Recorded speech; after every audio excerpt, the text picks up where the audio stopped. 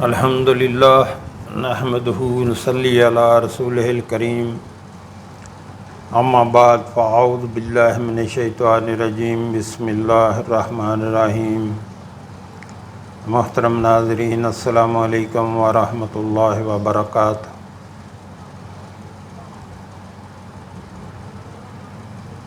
اللہ تعالیٰ کا ارشاد گرامی ہے، ہمارے کریم رب نے فرمایا وَإِنِ اسْتَغْفِرُوا رَبَّكُمْ ثُمَّ تُوبُوا إِلَيْهِ يُمَتِّعْكُم مَتَاعًا حَسَنًا إِلَىٰ أَجَلٍ مُّسَمًّى وَيُؤْتِ كُلَّ ذِي فَضْلٍ فَضْلَهُ وَإِن تَوَلَّوْا فَإِنِّي أَخَافُ عَلَيْكُمْ عَذَابَ يَوْمٍ كَبِيرٍ۔ اور یہ کہ تم اپنے رب سے گزشتہ گناہوں کی معافی طلب کرو اور آئندہ گناہ کرنے سے توبہ کرو، وہ تمہیں ایک مدت معین یعنی موت تک اچھی طرح دنیا کے مزے اڑانے دے گا، اور جس نے زیادہ عبادت کی اسے زیادہ اجر دے گا، اور اگر تم پھر جاؤ گے تو بے شک میں تم پر بڑے دن کے عذاب سے ڈرتا ہوں۔ محترم ناظرین، استغفار کی بہت زیادہ برکات ہیں۔ جب بندہ مسلسل استغفار کرتا رہتا ہے تو اللہ تعالیٰ اس کے گناہوں کو معاف فرما دیتے ہیں اور اس کو ہر ایک تنگی سے نکلنے کا راستہ بنا دیتے ہیں اس کے لیے۔ مثلاً اگر رزق کی تنگی ہے تو بندہ استغفار کرتا ہے تو اللہ تعالیٰ اس کو اس طرح سے رزق دیتا ہے جہاں سے وہ سوچ بھی نہ سکے۔ مال و دولت کی کمی ہے، استغفار کریں۔ اولاد کی کمی ہے، استغفار کریں۔ کھیتی باڑی میں اناج کی کمی ہے، استغفار کریں۔ بارش چاہیے، استغفار کریں۔ تو جب بندہ زیادہ سے زیادہ استغفار کرتا ہے تو اللہ تبارک و تعالیٰ اس کو گناہوں سے پاک کر دیتے ہیں، پھر اس کی دعائیں قبول کرتے ہیں، پھر وہ مقبول لوگوں میں ہو جاتا ہے کہ جن کی دعائیں قبول ہوتی ہیں۔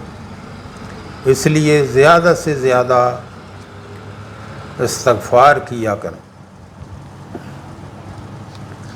محترم ناظرین، اس آیت کریمہ میں استغفار و توبہ کرنے والوں کے لیے اللہ تعالیٰ کی طرف سے متاع حسن اچھا ساز و سامان عطا فرمانے کا وعدہ ہے، اور متاع حسن عطا کرنے سے مراد جیسا کہ ابن عباس رضی اللہ تعالیٰ عنہ نے بیان کیا، یہ ہے کہ وہ تمہیں تنگری اور فراخی رزق سے نوازیں گے۔ جب بندہ استغفار کرتا ہے تو اللہ تعالیٰ اس کو غنی کر دیتے ہیں، اس کا رزق جو ہے وہ بہت وسیع کر دیتے ہیں۔ علامہ قرطبی اس کی تفسیر میں لکھتے ہیں، یہ استغفار و توبہ کا ثمرہ ہے کہ اللہ تعالیٰ تمہیں وسعت رزق اور خوشحالی سے نوازیں گے اور تمہیں اس طرح عذاب سے نیست و نابود نہیں کریں گے جیسا کہ تم سے پہلے لوگوں کو کیا گیا، یعنی پہلے قوموں کو کیا گیا۔ اس آیت کریمہ میں توبہ، استغفار اور وسعت رزق میں وہی صلہ اور تعلق ہے جو صلہ و تعلق شرط اس کی جزا کے درمیان ہوتا ہے۔ استغفار و توبہ جو ہے اس کا ذکر بطور شرط کیا گیا ہے اور فراخی رزق کا بطور جزا۔ یہ بات معلوم ہے کہ شرط کے پائے جانے پر جزا کا پایا جانا ضروری ہے۔ اس طرح جب بھی بندے کی طرف سے توبہ استغفار کی جاتی ہے تو رحمان و رحیم رب کریم کی طرف سے اس کے لیے لازماً وسعت رزق اور خوشحالی ہوگی۔ مشہور مفسر قرآن شیخ محمد امین لکھتے ہیں، یہ آیت کریمہ اس بات پر دلالت کرتی ہے کہ گناہوں سے استغفار و توبہ کرنا فراہی رزق اور خوشحالی کا سبب ہے، کیونکہ اللہ تعالیٰ نے استغفار و توبہ کو شرط اور تونگری اور خوشحالی کو بطور جزا ذکر فرمایا ہے۔ یعنی بندہ جب استغفار کرتا ہے، توبہ کرتا ہے اللہ تعالیٰ سے، تو اللہ تعالیٰ اس کو جزا کے طور پر، بدلے کے طور پر اس کا رزق وسیع کر دیتے ہیں، اس کے لیے خوشحالی کے راستے کھول دیتے ہیں۔ تو محترم ناظرین، زیادہ سے زیادہ استغفار کیا کریں، توبہ کیا کریں۔ استغفار کوئی بھی کر سکتے ہیں۔ استغفر اللہ الذی لا الہ الا ھو الحی القیوم واتوب الیہ، اور استغفر اللہ ربی من کل ذنب واتوب الیہ، اور استغفر اللہ بھی پڑھتے رہیں۔ جیسا بھی آپ کو آسانی ہو آپ استغفار کرتے رہیں۔ استغفار کے معنی ہے، لفظی معنی ہے اپنے گناہوں پہ ندامت ہو بندے کو۔ یہ نہیں کہ منہ سے استغفار کرتا رہے اور گناہوں میں مبتلا رہے۔ استغفار کرے یعنی اپنے گناہوں کو یاد کر کے اس کے اللہ کے سامنے ندامت اس کے اوپر طاری ہو، شرمندگی ہو کہ اللہ مجھ سے یہ گناہ ہو گیا ہے، آئندہ میں یہ گناہ نہیں کروں گا، لہذا مجھ سے درگزر کیجئے، اور میں توبہ کرتا ہوں اپنے اس گناہ سے۔ اور ہر وقت استغفار آپ کی زبان پہ جاری رہنا چاہیے۔ خوش قسمت ہے وہ جس کے نامہ اعمال سے زیادہ قیامت کے دن استغفار ہو۔ محترم ناظرین، آگے بڑھنے سے پہلے یہاں آپ سے گزارش کرنا چاہوں گا، ہمارے ہاں دن کے ٹائم میں ایک دسترخوان چلایا جاتا ہے جو کہ فری آف کاسٹ، بلا معاوضہ کوئی بھی اس میں کھانا کھا سکتا ہے۔ ہمارے آقا صلی اللہ علیہ وآلہ وسلم کا فرمان ہے، سلام کو عام کرو، یعنی سب کو سلام کرو، کوئی جاننے والا ہو یا نہ جاننے والا ہو، سب کو سلام کرو اور لوگوں کو کھانا کھلاؤ، سلامتی کے ساتھ جنت میں داخل ہو جاؤ گے۔ تو جو ہمارے بہن بھائی ملک میں یا ملک سے باہر، مثلا امریکہ، کینیڈا، برطانیہ، خلیجی ریاستوں میں، یورپی ممالک میں رہتے ہیں، اللہ نے ان کو اپنے فضل سے بہت نوازا ہوا ہے۔ ان سے گزارش کروں گا کہ آپ بھی اس کار خیر میں اپنا حصہ ضرور ڈالیں، تاکہ یہ آپ کے تعاون سے اور اللہ کے کرم سے ہمیشہ چلتا رہنا چاہیے۔ آپ اپنی آسانی کے لیے ایک ترتیب بنا لیں، کوئی مہینے کا اپنی سیلری میں سے یا کاروبار میں سے کوئی 10% یا 5% نکال کے اپنے اللہ کے راستے میں خرچ کریں۔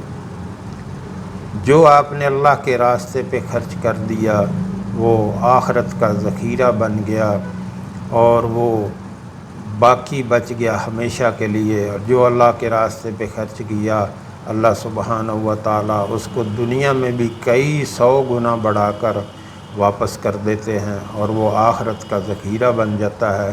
جو آپ نے دنیا پہ خرچ کر دیا وہ ضائع ہو گیا۔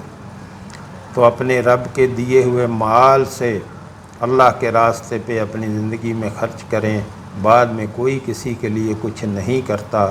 نیچے میرا واٹس ایپ نمبر چل رہا ہے ویڈیو کے، اس پہ رابطہ کر کے آپ طریقہ کار پوچھ سکتے ہیں۔ اللہ ہم سب کو نیک عمل کی توفیق عطا فرمائے۔ حضرت ائمہ احمد، ابو داؤد، نسائی، ابن ماجہ اور حاکم نے حضرت عبداللہ بن عباس رضی اللہ تعالیٰ عنہ سے روایت نقل کی ہے کہ انہوں نے بیان کیا، رسول اللہ صلی اللہ علیہ وسلم نے ارشاد فرمایا، جس نے کثرت سے اللہ تعالیٰ سے اپنے گناہوں کی معافی طلب کی، اللہ تعالیٰ اسے ہر غم سے نجات دیں گے، ہر مشکل سے نکال دیں گے، اور اسے وہاں سے رزق مہیا فرمائیں گے جہاں سے اس کا وہم و گمان بھی نہ ہوگا۔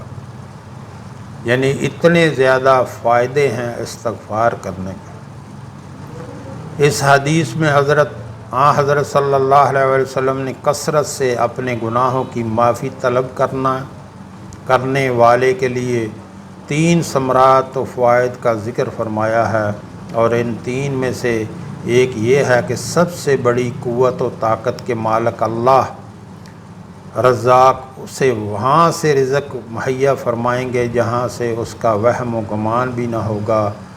اس خبر کی سچائی اور حقانیت میں کیا شبہ ہو سکتا ہے کہ جس کے بتلانے والے اللہ تعالیٰ کی ساری مخلوق کے سب سے زیادہ سچے ہیں، اور پھر وہ ایسی خبر اپنی طرف سے نہیں بلکہ اللہ تعالیٰ کی وحی سے ہی دیتے ہیں، جو ہمارے آقا صلی اللہ علیہ وآلہ وسلم کا فرمان ہے کہ جو بندہ زیادہ سے زیادہ استغفار کرے اللہ تعالیٰ اس کو وہاں سے رزق مہیا کریں گے جہاں سے اس کا وہم و گمان بھی نہ ہوگا۔ اور جو رزق کے متلاشی ہیں، کثرت سے استغفار، توبہ کرو، اپنے گناہوں سے دور ہو جاؤ، گزشتہ سیاہ کاریوں پر ندامت کے آنسو بہاؤ، اور اس بات کا عزم کر لو کہ آئندہ ساری زندگی ان گناہوں کے قریب نہیں پھٹکو گے، اور اس بات کا خاص طور سے دھیان رکھو کہ استغفار و توبہ صرف زبان تک ہی نہ رہے، دل کی ندامت اور اصلاح عمل کی کوشش کے بغیر صرف زبانی استغفار توبہ جھوٹوں اور دغا بازوں کی عادت ہے، اور اللہ تعالیٰ کے ہاں ایسے توبہ استغفار کی کیا قدر و قیمت ہو سکتی ہے۔ مطلب یہ محترم ناظرین کہ جب آپ توبہ اور استغفار کریں تو آپ کو اپنے گناہوں پہ ندامت ہونی چاہیے، اور اللہ تعالیٰ سے وعدہ کریں کہ جو میں نے گزشتہ گناہ کیے ہیں اس پہ میں توبہ کرتا ہوں، میں استغفار کرتا ہوں، اور آئندہ یہ گناہ میں نہ کروں گا۔ یہ استغفار نہیں ہوتا کہ بندہ گناہ بھی نہ چھوڑے اور استغفار بھی کرتا رہے۔ یہ جھوٹوں کی نشانی اور دغا بازوں کی عادت ہے۔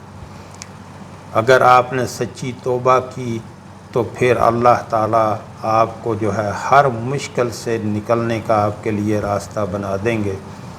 تو آج سے ہی سچی توبہ کریں، اپنے گناہوں کی اللہ تعالیٰ سے معافی طلب کریں، اور آئندہ اللہ کے ساتھ عہد کریں کہ میرے رب آئندہ میں کوئی گناہ نہیں کروں گا، اور اللہ سے سچی توبہ کریں۔ پتہ نہیں کس ٹائم موت آ جائے، کوئی کہا نہیں جا سکتا۔